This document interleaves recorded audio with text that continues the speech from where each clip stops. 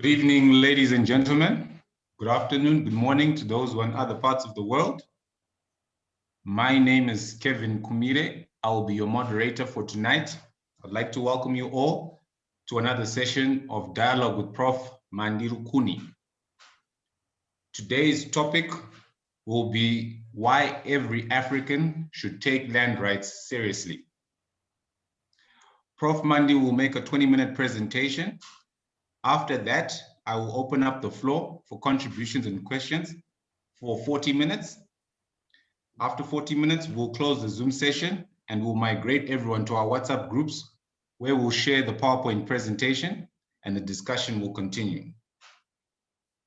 We shall share the Zoom session the next day. It will also be available on our YouTube channel, Dialogue with Prof. Mandi Rukuni. Please note. The rules of this session are, please use the hand reaction. If you want to contribute or ask a question, we will give you the floor to speak. Please keep your microphone muted at all times. Questions and contributions can be shared with the administrator and the moderator. Not all questions will be responded to in this session, but will be responded to on the media pack, which we'll share with you. Thank you. I will hand over the floor to Prof. Mandiru Kuni to take us through his presentation for tonight.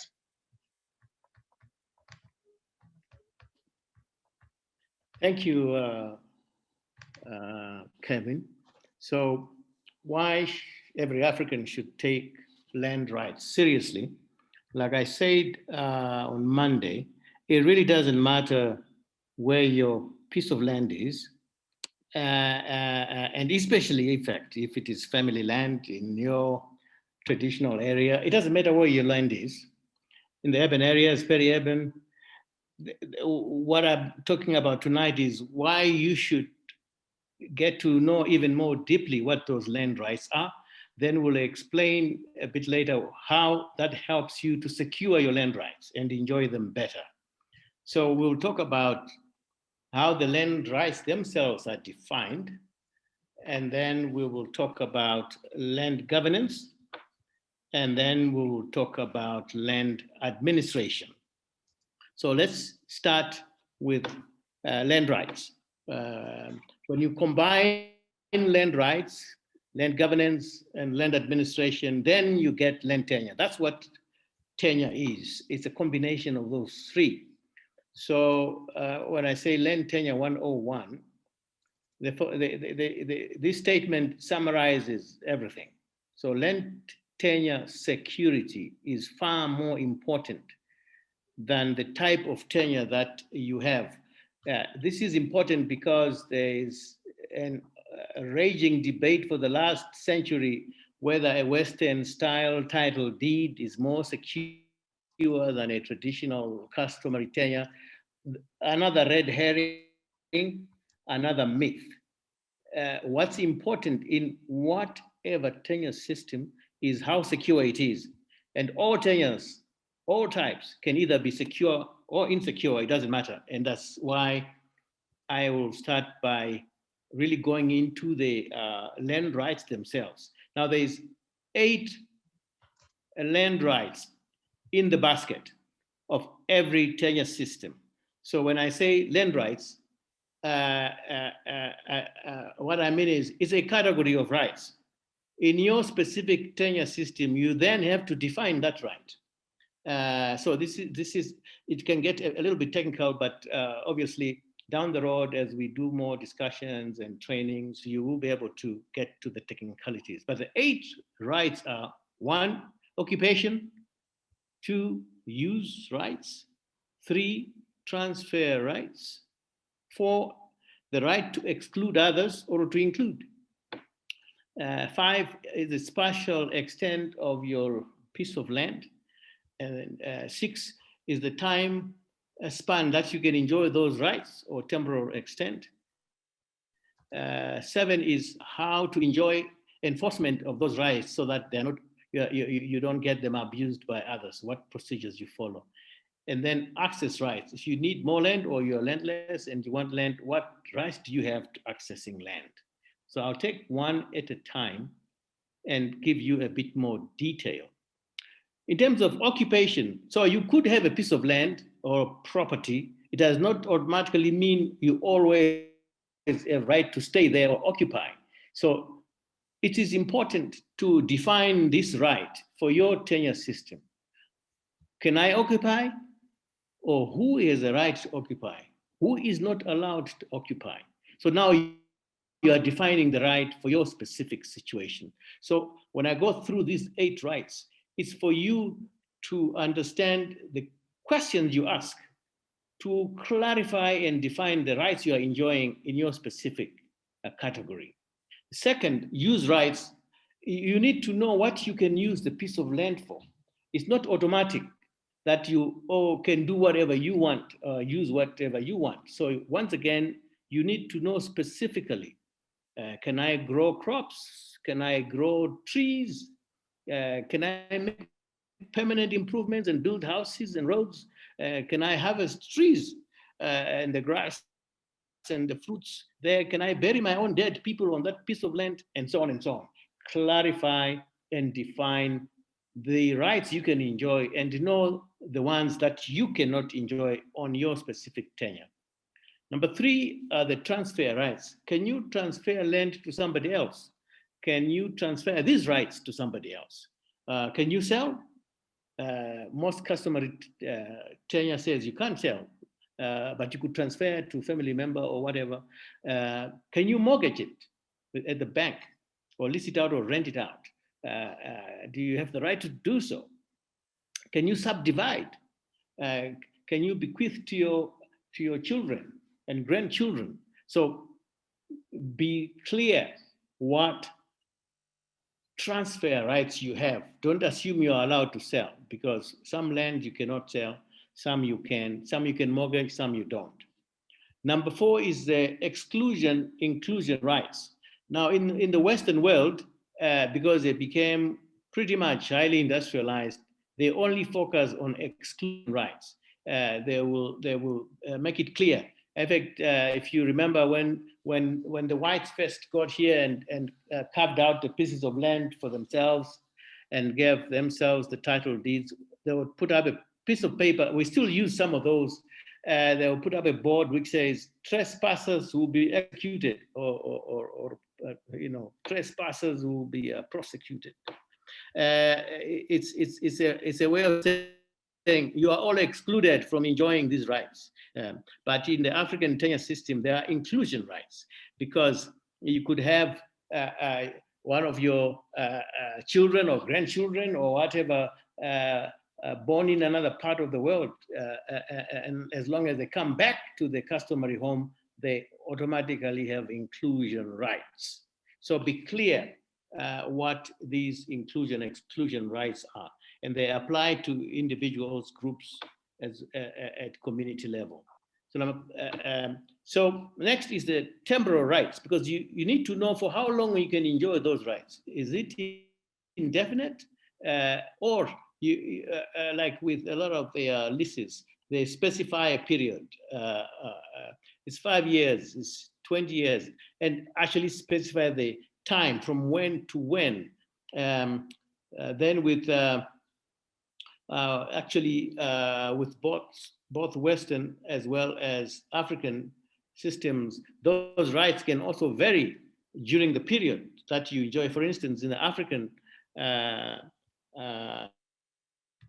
customary system, you may close out your piece of land during the crop growing season, but once that's over and you've harvested, you lose those rights. Anyone can graze their cattle on your piece of land.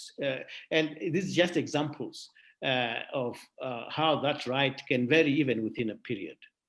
Then the enforcement right is basically your right, your procedural rights. If anybody tries to violate your land rights, what are the provisions that you have in the community there to protect your rights? Who do you go to? What does the law say? What are the key institutions that will protect you? And this is why, actually, I said earlier, there is no tenure system in the world which is just God-given. even I know in the Western world, the title deed is God-given. It's not, it's given by society. It's only freehold to the extent that society has guaranteed you that if anybody tries to violate your rights, they will deal with that person. It is not free because it's an open access thing, no. And then finally, the access rights. If you don't have land and you need land, you need to know whether you have any rights to request or apply for any land. Which land can you apply for? For those who already have land, they want to expand their operations. Do you have rights to apply for more land? How do you do it? What's the procedure? So those are the 8 rights. And as I say, it doesn't matter where your piece of land, you need to know these rights. And the same rights apply to any piece of land anywhere in the world. Don't be told these rights only apply to Western tenure. They apply to any tenure system. You look at these 8 rights and define them for the specific tenure system. And if you can grasp this, I can actually tell you, you become a world expert on land tenure, because a lot of people don't even know this basic information. But now that I've covered it with you, you see, it's simple common sense. But when people argue, oh, title deed is the only one, no, you got customary tenure, it's not right, you cannot convert. No, all are the same basket of rights, and both can be secure or insecure. Now, when you take all these rights in the tenure systems, the whole gamut of tenure systems fall in 4 categories based on who owns the rights that I've described. So the 4 categories also apply to the whole world. First is open access land, which is a bit of a red herring, because you hardly find anywhere in the world today where no one has any rights, because someone or some government or somewhere has claimed the land throughout the world. No more open access land.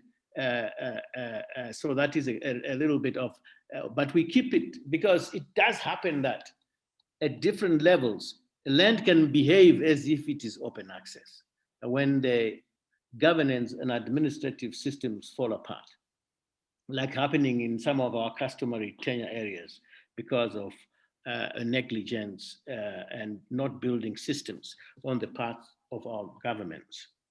So the next is communal. By communal, we mean a defined group. I know we use the term in Southern Africa, communal, to mean customary tenure. No, communal just means a group of people. So even in the Western system, you can have a group of people owning rights. In our case, in Africa, with the traditional system, these group rights are also cascade. They can have family rights, and then village community can have its own grazing area. As long as these are defined, these rights can also be well administered. Then you got private category, where any individual legal entity will be able to hold land using different types of legal instruments. And sometimes in the African system, you actually have freehold rights, which are traditional, what I call traditional freehold rights, because once your family has been allocated land, you don't need to consult anybody else. You can ask to subdivide and allocate to children and so on. That can happen. And so within that confine, they are individualized, privatized rights within the group rights. Then the state land, which is land held by the public sector. So that all land tenure categories fall in one of these 4 categories.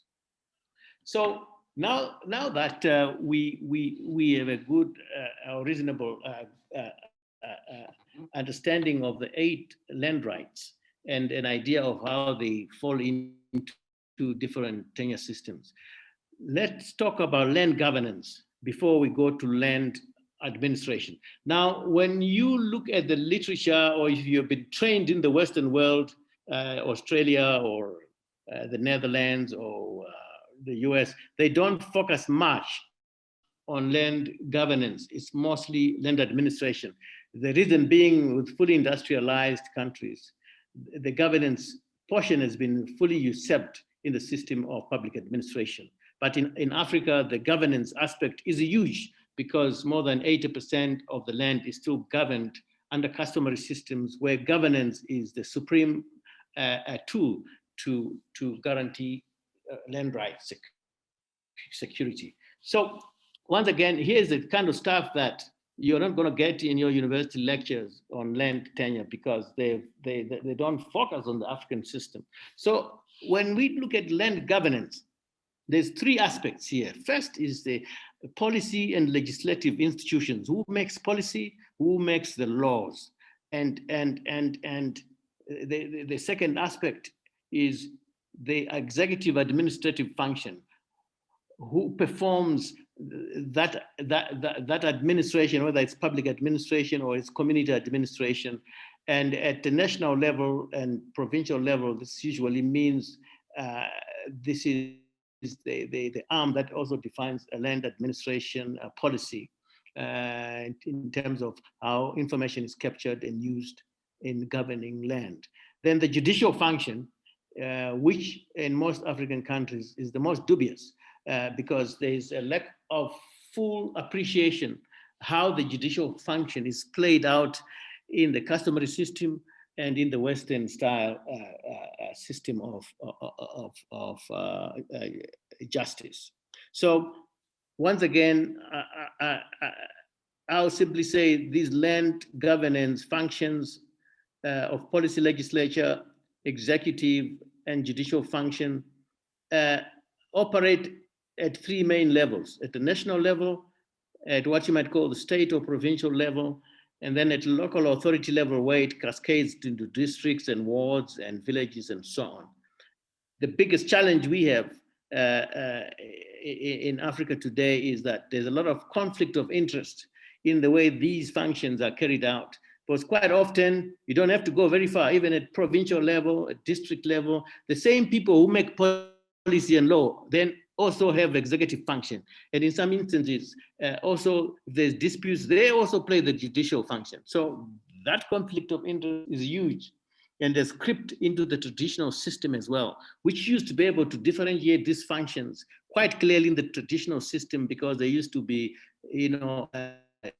different court systems, even if they were presided by the same traditional leader, but the court it is configured either as a policy dialogue forum or as an executive function or judicial functions to mete out justice.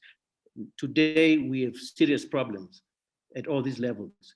Part of the problem, maybe a huge part of it, is caused by the fact that there's very limited devolution of these functions from national to community level.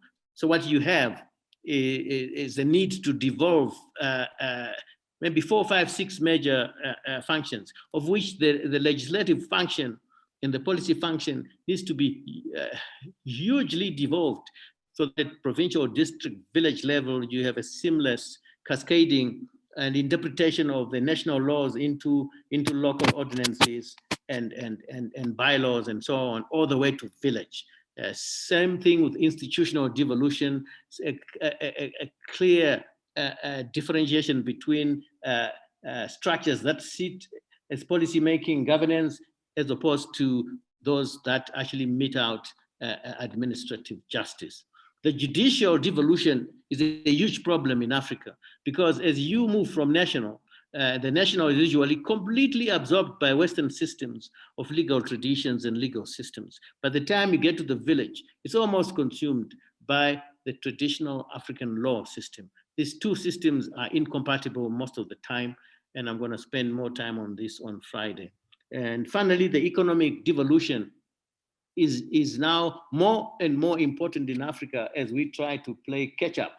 Now, the economic devolution is huge because when countries and governments lead the process of national economic planning, it's usually you have a 10, 20-year vision. Like in my own country, we have a vision 2030. Then it is broken down into 5-year medium-term plans. Now, these processes are pretty expensive and involved. So what tends to happen is there is no real devolution cascading of the economic planning process. So ideally, yeah, and if once again, if I give my own country, Zimbabwe, as an example, what you need to see is that you just can't have the Ministry of Economic Finance and Economic Planning do a 5-year plan by getting contributions from all the different ministries, which is fine.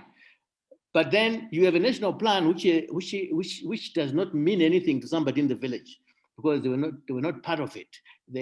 You need a law, you need laws, systems, and procedures that require two-way traffic, starting with requiring the village development committees to come up with their own interpretation of how they contribute to the Vision 2030, what they expect to be doing in the next 5 years in their medium-term plan.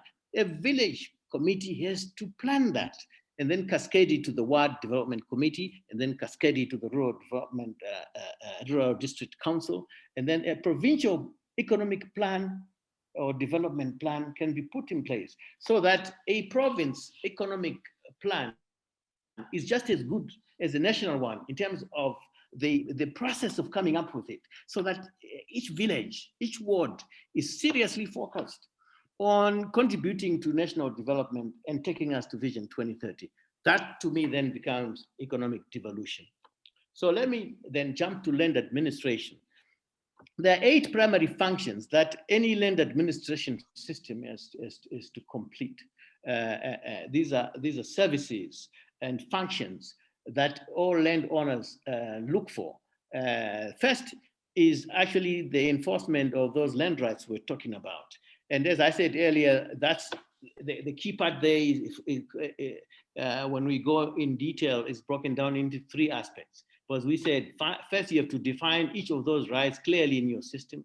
Secondly is to now be able to figure out how is the right actually recognized on the ground when you get to your village. That right that has been defined in policy, how is it recognized on the ground? Because you may have it written in a piece of paper called policy or legislation, but when you get on the ground, the structures on the ground may not recognize it the same way. So you need to not just define, but also recognize it, and then figure out if that right is going to be secure. If anybody tries to violate that right, how do you get recourse and security? Once you do those 3 steps, then you are able to see the role of land administration in securing your land rights. Second, a land administration system helps to provide guidance around the valuation of land for various purposes.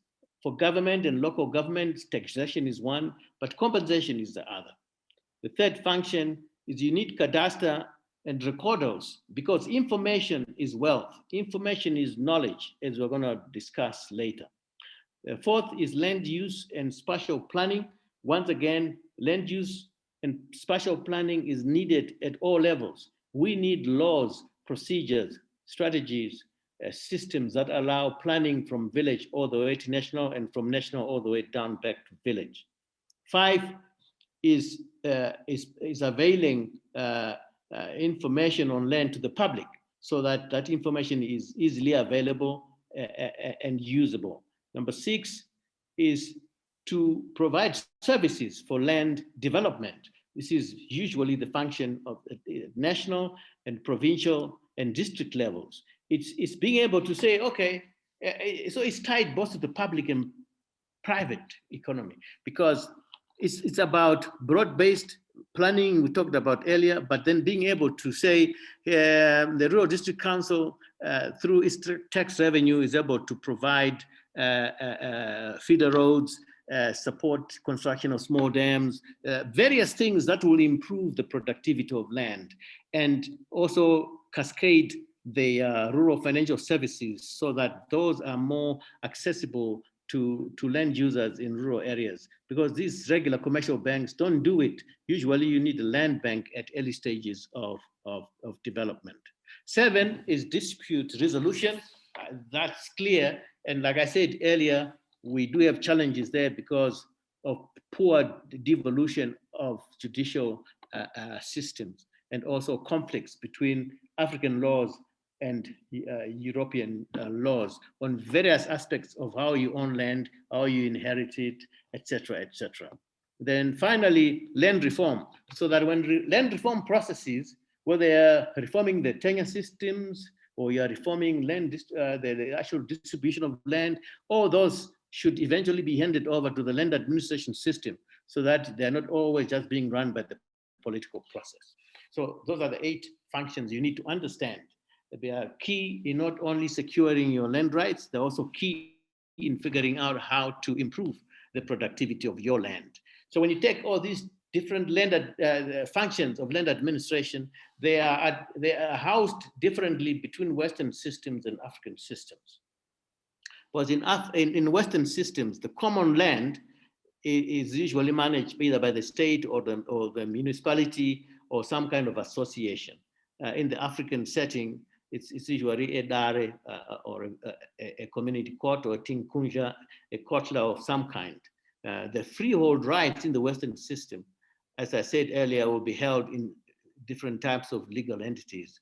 But in the African setting, it will be a family or community, and the state is always the government, and so on. Now, the misunderstanding around customary tenure, as if to say it is not compatible with development, is one of my biggest frustrations as a scholar over the last 40 years that I've worked on these issues. This is because actually there's absolutely no reason for any type of land, including customary land, not to be fully and effectively productive and part of a modern economy. A lot of economies, such as Asian tigers, don't even give the title deed, but there are various things that are necessary to ensure that that land is productive and highly commercialized. I'll cover that in a minute.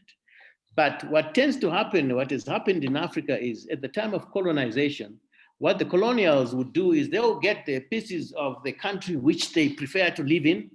That's where they then carve out the larger farms for themselves and they build the cities, what are today our cities, where most of them initially started as just colonial administrative outposts.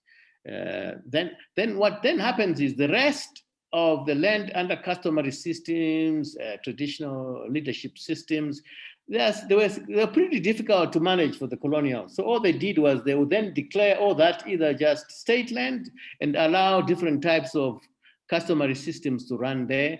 In my own country, we were colonized by the British. They would simply say it's all crown land, and then let the tribal people just live there and run their system. But it's crown land.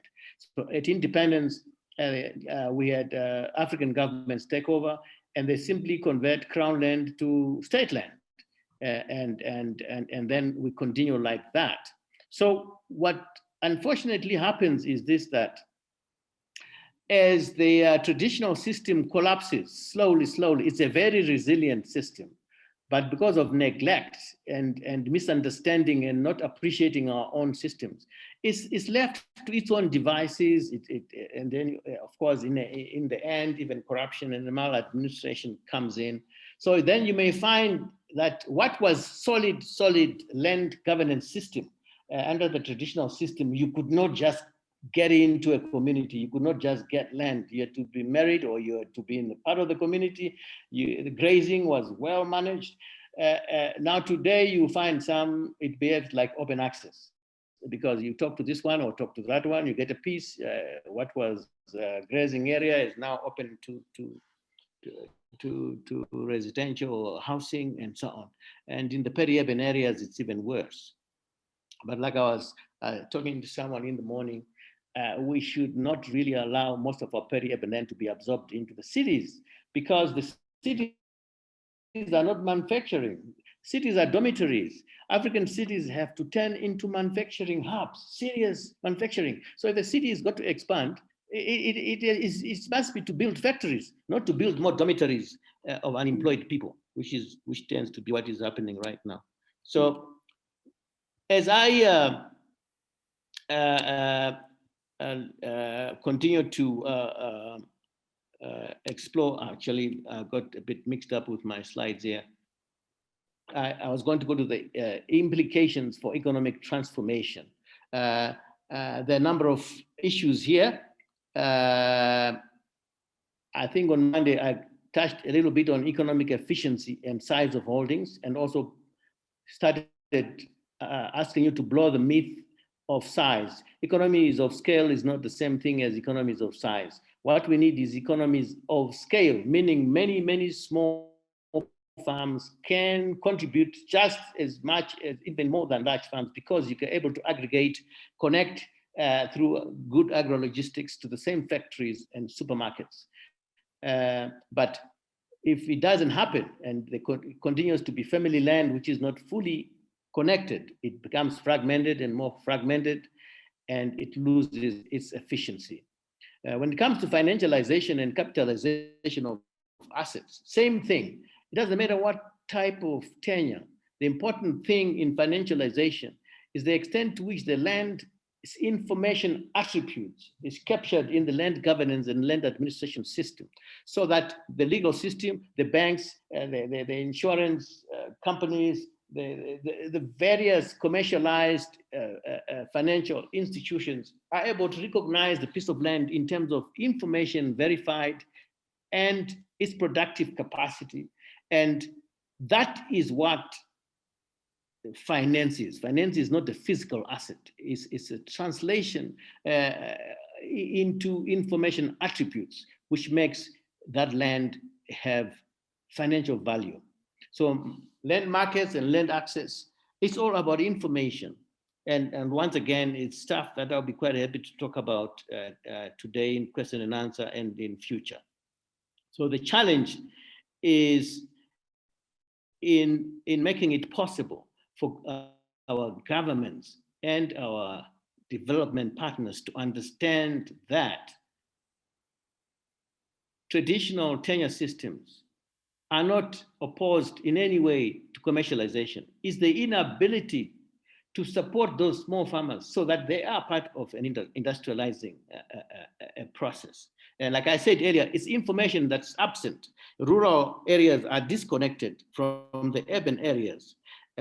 Farming areas are disconnected from the factories.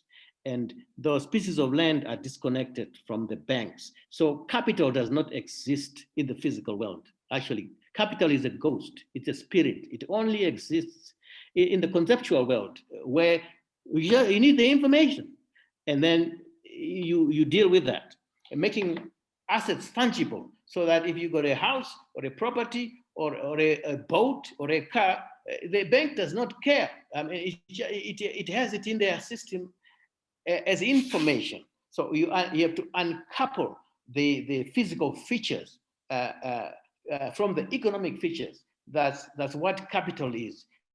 And if we don't record these tenure systems for what they are, and that's why I keep pushing a fit for purpose land administration system, meaning if it is traditional land, record it for what it is. Don't try and change it to some kind of Western style tenure. As long as it's recorded in the systems of government, of the legal systems, of the realtor system, and so on, it will work. It will work. So we need fit for purpose land administration systems, so that we don't have to have every land registered in the deeds office, because the deeds office is no capacity to register many assets or properties, because we are not yet that developed. We don't even have the resources for that. But we can have recordal systems which are lower cost, happen quickly, and meet the needs of the users and the administrators. And when we decentralize these legal, administrative, and political processes of governance, we are beginning to slowly but surely modernizing, rather than just westernizing, our land tenure systems. So governments can really assist this transformation by supporting land rights of local communities, so that, and I know in my talk, I would have wanted to talk a bit more about the youth and women and how to improve those land rights. It's something that is key.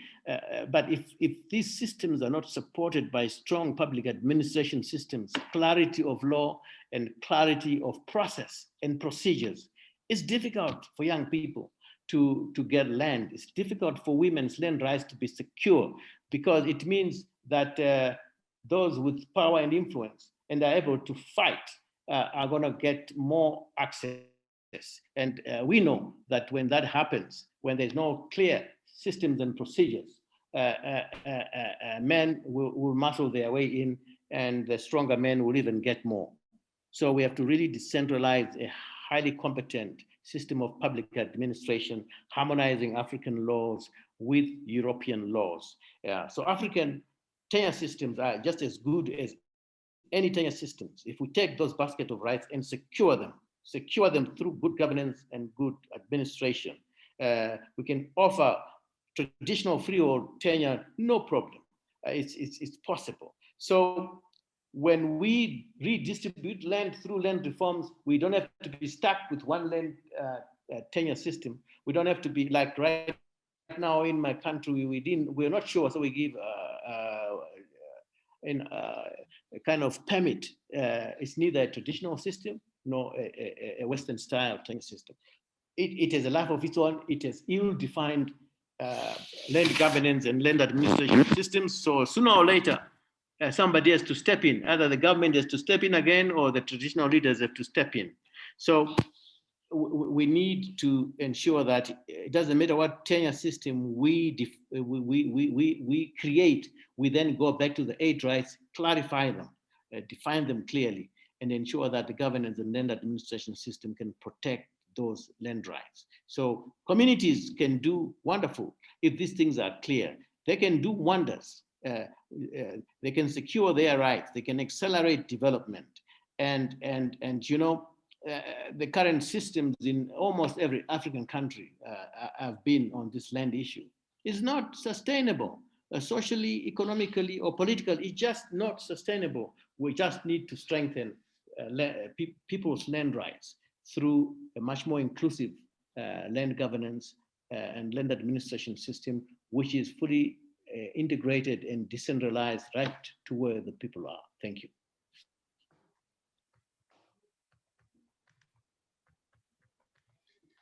Thank you very much, Prof. Mandi, for your contribution. Beautiful presentation. I'm now opening the platform for discussions.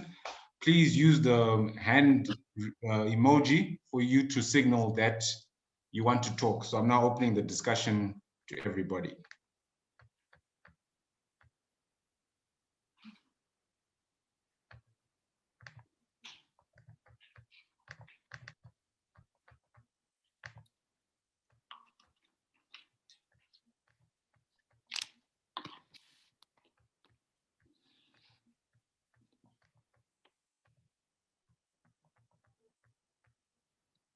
Any questions? Any questions, contributions?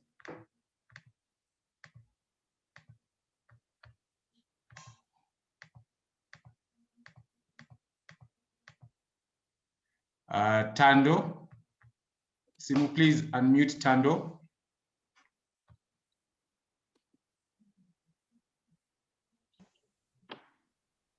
Hello. Yes, good evening. Thank you for having you. Good evening. Thank you for this very wonderful discussion. I just wanted to hear Professor's thoughts and everyone's thoughts on what exactly is lacking or hasn't been done by groups that have been advocating for tenure rights for women, such as the Zimbabwe Women Lawyers Association and other NGOs. What is it that they have been, what unique value have they been lacking that has not enabled them to penetrate traditional tenure systems where we see that women are not really empowered in terms of tenure?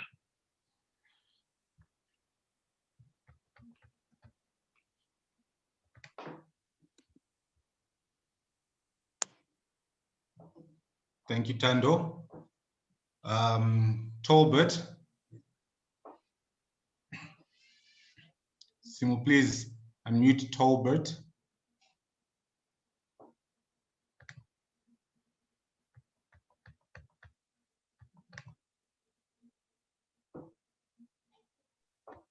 Thank you very much, Prof. Rukuni. Really appreciate the great insights that you have shared. Of course, I was just looking at the total of participants and I get a bit worried that we should have actually a stampede to listen to this very informative and highly equipping discussion. But of course, a quick question, Prof, regards, so in your view, looking into the future, what role can technology play in terms of addressing some of the challenges around land tenure? Is there any role that you think technology and ICTs can play in the entire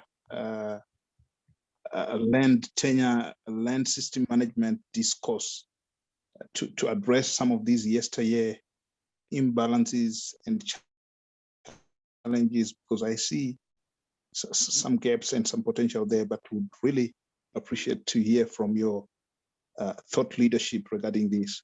Thank you so much.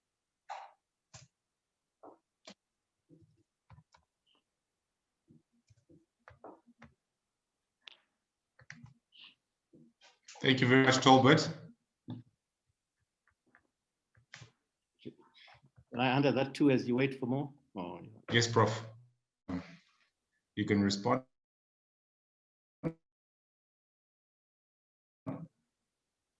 Rights issue is one of the most controversial on the continent. And I can tell you in my own case, I've changed my understanding of it several times in my professional life. The first being in 1993-94, when as a young professor, I was asked to chair Land Tenure Commission in Zimbabwe. And I'd gone there with very radical ideas. I won't hesitate to tell you, very westernized ideas of why women's land rights are absent and why they rights need to be much more protected. So I knew that the women are struggling, but the diagnosis, that's the problem. There's no dispute that women are struggling to enjoy their rights. But when I went out and I visited 55 of Zimbabwe's, or 47 of Zimbabwe's 57 districts during my land commission. And without exception, wherever I went, I initially was frustrated because we would go there and listen to the communities. And as usual, men would talk and pound, and most men wanted a title deed, and the women would be quiet. Then eventually we say, right, we have heard from you men, now we're gonna hear from women. And the general trend from women was this: okay, we do understand a title deed is good and a lease is good, but you know what? We as women in the village, it doesn't matter what piece of paper you give me and call it whatever you call it. When my husband dies or something happens, I'm still vulnerable. No one is coming to protect me. The whole traditional system used to protect us. Now it's broken down. Anyone can come and grab the angle or whatever. So we as women don't spend too much time talking to us about pieces of paper, whatever you call them. Tell us about a local system which now either works with the traditional system or strengthens the traditional system to what it was, so that we can have our rights clear and protected. Okay. Now, then later on in my professional life, I also then became interested. So why is it that even though we are struggling with the traditional system or customary system, that it still can lag so much behind, because it is a resilient system, only to discover that all the data I have seen, there's absolutely no tenure system anywhere on the continent which gives women equal rights. The title deed system is actually worse than the traditional system. I looked at the data in Zimbabwe, South Africa, Zambia, Namibia. There are very few women with title deeds for this land. It's still men. So the idea that is the traditional system that is against women is another myth. The entire system, whether European or African, is struggling to include women.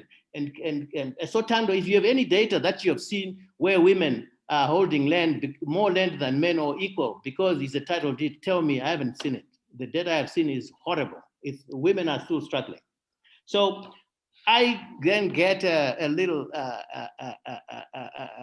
so to speak, engaged with trying to say to my fellow Africans, don't start by trashing your traditional system because somebody told you that it's a bad system. Because I grew up and women were the most respected people in my village. My mother was the most respected, more than my father. That you don't touch the mother, you don't touch women. It was a centralized system which was broken down, and it's the young people we are no longer bringing up properly who don't understand this. But anyway, the long and the short is, I now have made it a political economy issue. It's a political economy issue. It's not a traditional African issue. If systems, laws, procedures, administrative provisions are not clear and can be manipulated, men will take over and abuse women, whether it's a Western system or an African system. That's my position. So let's clear up the entire system of public administration on land so that what is in the law can actually be applied on the ground all the way to the village, and it is consistent with people's belief systems. That's more important than trashing our own culture, because I don't think that's the issue. Then when it comes to the role of ICT, actually, this is a rich area for ICT. See, because don't forget that now globally, you know, there's a massive shift in consciousness that's taking place, and it's also in the favor of Africans, because the last 100 to 150 years, the physical inventions which came through Newtonian physics were not able to connect with the deeper consciousness of the spiritual world, which was now possible through quantum mechanics. Now, through quantum physics, we now do understand there's very little separation, if at all, between the physical and spiritual world. That's why it's possible to connect all these things. And you know what? That's why Africans can leapfrog using new technologies, which is more advanced. We don't need to use theodolites and the old systems of surveying land and then registering them over long periods of time, very expensive processes. Now Africans can do something which is pretty much magical, use simple techniques to survey the land, to be able to register it, and to be able to visually, not just on pieces of paper, represent that land so that even a traditional leader, and a lot of them are now educated people, they can use computerized systems to deal with land issues in their own communities. There are many more aspects to that ICT advantages, including the industrialization process, capacity to inform on weather patterns, capacity to inform on production systems, capacity to aggregate product and get it to the right markets. It's just huge. And we should be doing more. I don't know why we are not, especially after this COVID era, which has demonstrated to us that we are on our own if we're not careful. Let's just do it our way. So I think ICT is the future for Africa. After all, remember electronic money was invented in Kenya through the M-Pesa. We need many more of those. Our young Africans are brilliant, not only technologically, but when it comes to design and being able to be creative in the design process. Amazing. So we need to support them, and we just need to back them up so that even us old school can also now begin to see the future. Thank you. Thank you very much, Prof. Any more questions or contributions? Please show by raise of hand.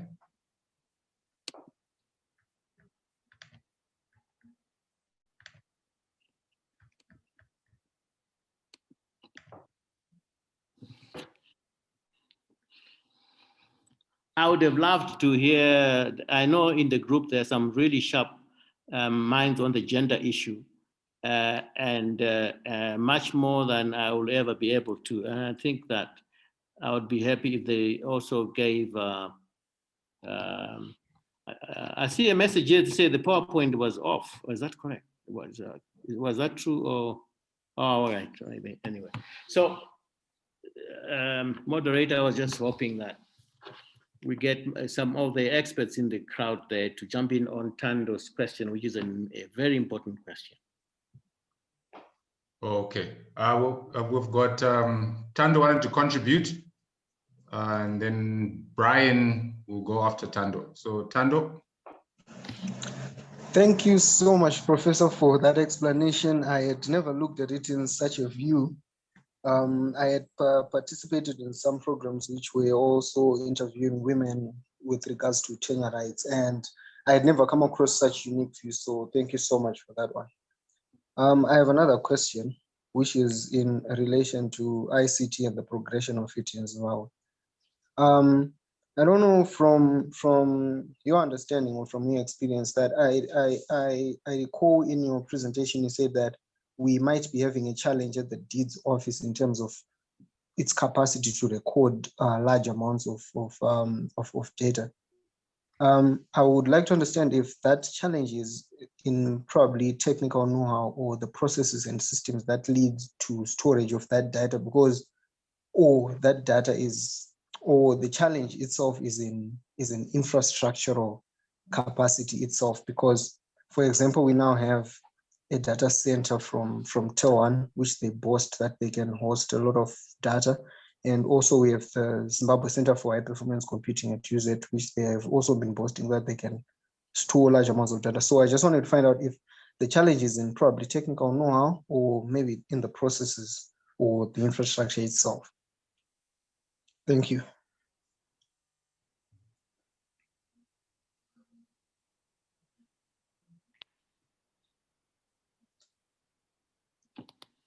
Brian. Yes, Brian, thank you so much. Okay, thank you so much, Prof, for such a comprehensive and enriching presentation.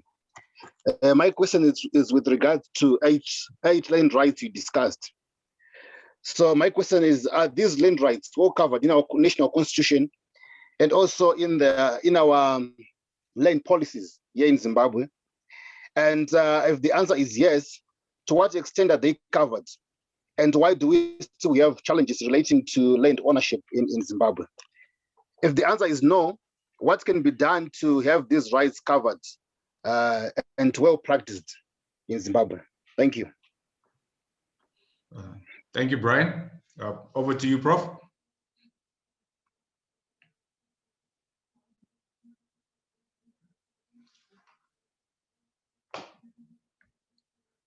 All right, sorry, I was muted. Now I'm back. So you see, Tando is asking really, really deep questions. What's the problem with the deeds registry? So here is what the problem is: almost everything, Tando. To start with, the deeds registry was established by a piece of legislation, which is still pretty much intact today, which comes from fully industrialized countries, So in fully industrialized countries, almost all land is already beyond property into capital. So when you register the land, there is such a smooth, if you want, transition from the land owning people into the legislative processes, into the financial services sector. The private sector plays a huge role. Government has the infrastructure and the systems in place. So government pays, I don't know what the percentage is now, but my guess is that government is paying less than 25% of the total cost, because whoever wants to register their land with the deeds registry, they take it upon themselves to look for a private surveyor, because now land is mostly property. The private surveyors, there's hordes of them, and the conveyancers in the legal protection, many of them. So the private sector does almost everything. Private surveyors will go and survey, and a private survey of a land in an industrialized country it's small compared to us, because for us it can cost anything between $4,000, $6,000, $7,000, $8,000 for a 10-hectare piece of land. Well, for a fully industrialized country, that's peanuts. Even if your bank that lends you money to buy the piece of land will even give you the money to go and get a surveyor, survey it. It's a private surveyor. Go to a private conveyancing firm, they conveyance. All the deeds, all the surveyor general's office does is to send a surveyor who is a government surveyor to confirm and verify it's been done properly. In the case of Africa, it's too expensive. Even in South Africa, you have less than 5% of land rights registered in a deeds registry. The majority of people's land rights are not recorded, and that includes rural as well as urban and peri-urban people who are just living on pieces of land which are not registered. It's an expensive proposition. It only makes sense when you're really got a booming economy. So the piece of legislation is intended to register highly commercialized pieces of land. It's not intended for my grandmother and my mother in the rural area to record that land. Okay, so only a small number of pieces of land are going to be recorded. Now, because the system is too dependent on the state footing the bill, because the private sector really is a little bit out of it for most of these pieces of land, it means that the systems stay where they are, they don't develop fast.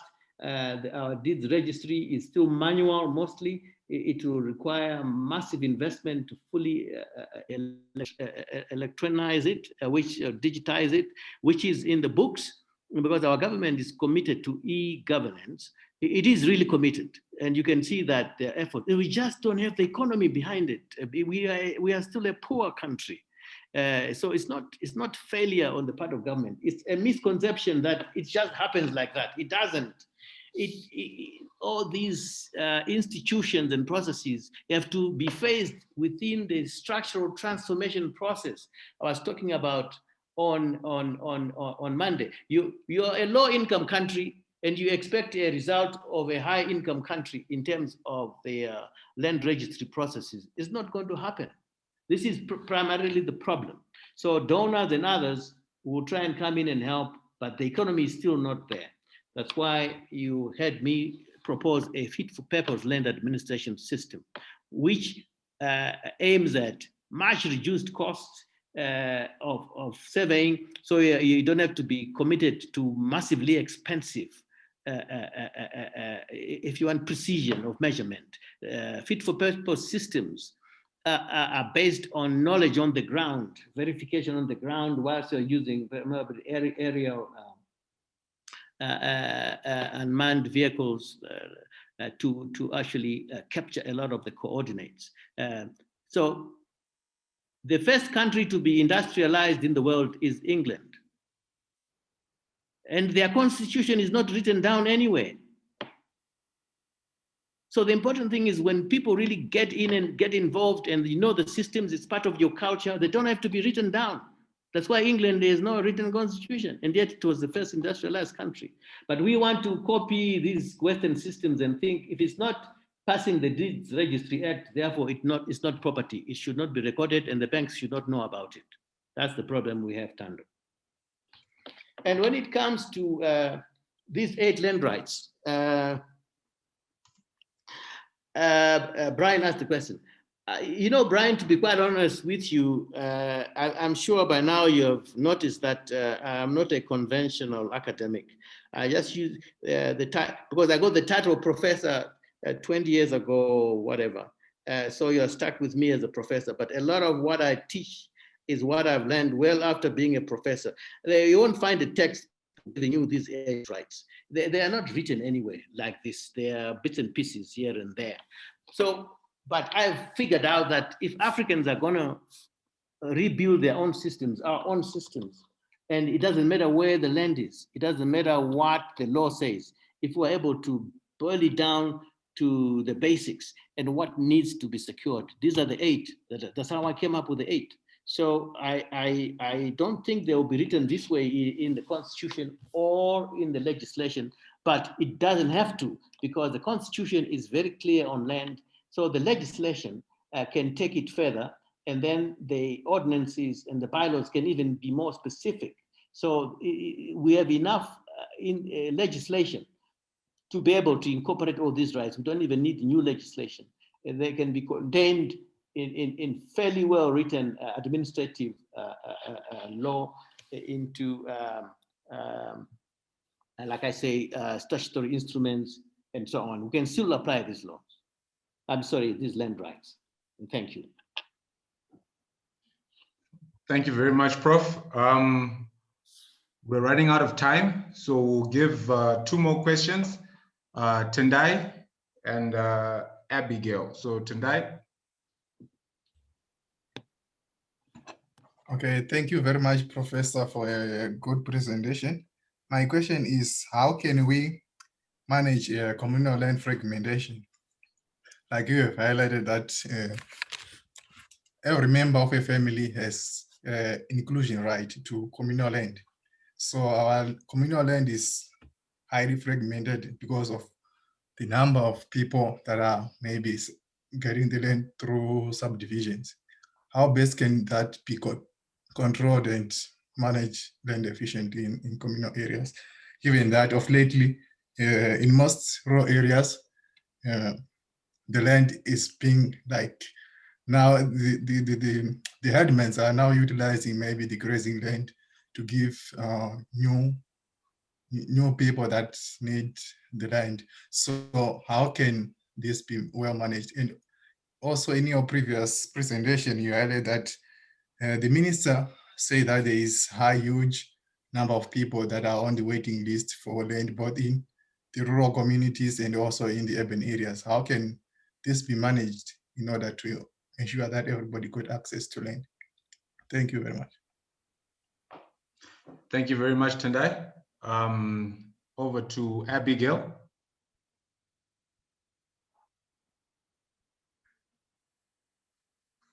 Unmute. Okay, good evening, everybody. I just wanted to come in briefly on the issue of women's land rights, which Prof touched on earlier on. And I want to also say, initially, I was kind of a radical, thinking that women's land rights are not protected in Africa. But as I grow older, I found that women's land rights are actually embedded in our value system.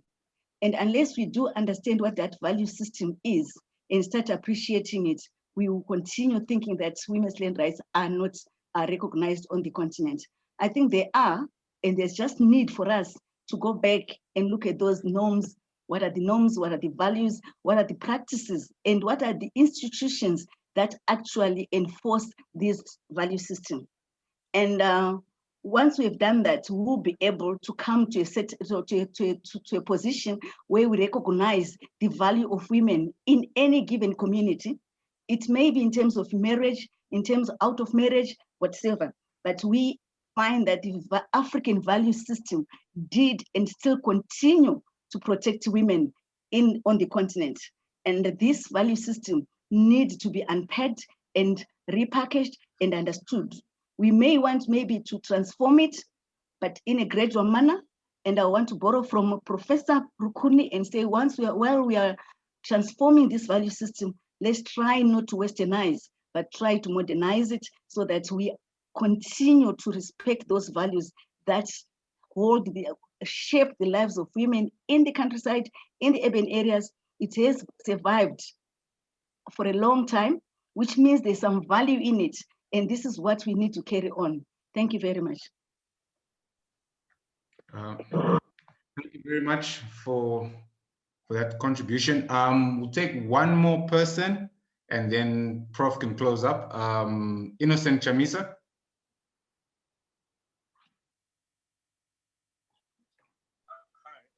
Sorry, I was not raising my hand, but I was agreeing with what Abigail was saying. I'm here, Innocent. Thank you. Innocent, hello? Hello? Innocent, yes, we can now hear you. Yes, I was saying that was not a hand to contribute, but I was in agreeing with what Abigail was saying. Oh, Thank okay. You. Yeah. Over to you, Prof. Oh, thanks, moderator. So Tendai came up with this question: how can we manage the fragmentation in communal areas? Well, I've got a tough answer for you, my friend. The only way we're going to decongest communal areas is through massive economic development. There's no other way of decongesting communal areas or slowing down the fragmentation. If we don't have the massification agenda for industrializing our countryside and our small towns and cities, too bad. There's no way you're going to stop people producing more children and more grandchildren seated on the same piece of land they were, because there's no social and economic mobility to take them out to the industrializing areas. So everything else doesn't work. And when you go to those areas and you try to move those people out to decongest, you won't, there's no government in the world which can manage that. It's very expensive politically. Let me just give you an example. In 1994, when I was chairing the Land Tenure Commission, one of the things we asked to do was to go to a community in Bulawayo, close to Bulawayo, about 50 km out of Bulawayo, called the Fingo location. They were originally brought here by Cecil John Rhodes in the 1890s, and they were given title deeds to their pieces of land at Fingo location. But today, the community has ballooned. People have located themselves in the grazing area, in the common area, and government at some point after independence in 1980 went over there. They sent agri-tax team, go and make sure that people go back to the original title deed area, get out of the grazing and decongest. You know, it's not possible. I mean, I went there with the commission, and before we even sat down, they were saying, if you people are coming here to tell us to move out, we are going to recommend to your government that we move out of these grazing areas.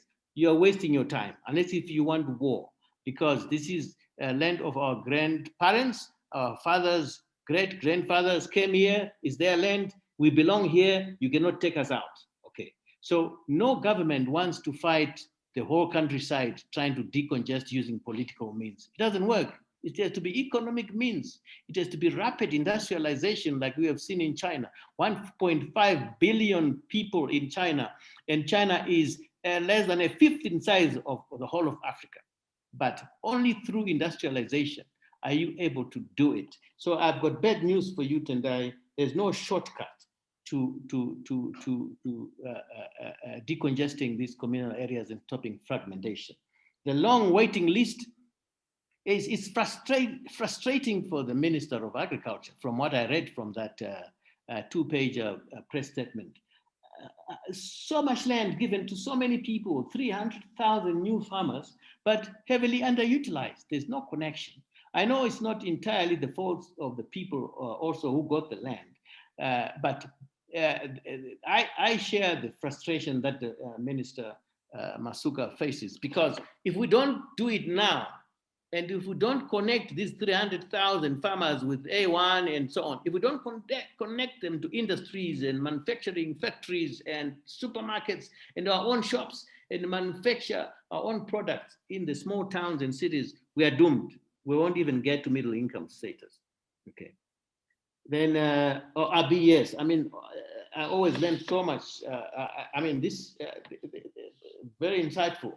And unfortunately, we Africans at this point, we are intellectually lazy. We don't want to do what Abi is talking about. Why can't we go back to our norms and value systems and practices and the institutions and interrogate it so that we can take the traditional leaders to task?